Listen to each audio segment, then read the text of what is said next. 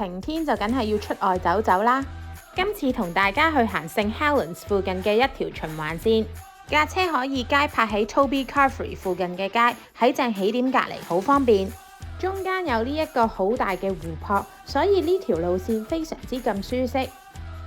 起點就從呢一個 Carmill Dam 開始，穿過佢嘅底下開始步入叢林，全程都係平路，小朋友老人家都好適合去行。你見推住 BB 車都可以嚟㗎，基本上係唔會蕩失路嘅，因為佢另外一邊嘅盡頭就係 Stanley Park。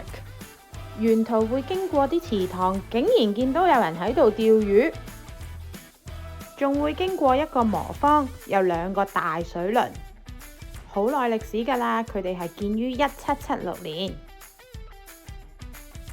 行到攰嘅話，都可以坐低野下餐或者打下卡影下相。如果有小朋友嘅話，可以帶袋麵包嚟餵鴨。跟住就行返轉頭，返去起點買雪糕。呢一架雪糕車超級 fancy， 有勁多口味嘅選擇，可以話係王者雪糕車。由於係獨立經營，間間都唔同味，呢一間超 creamy， 真係要把握住好天氣，去多啲唔同嘅地方行先。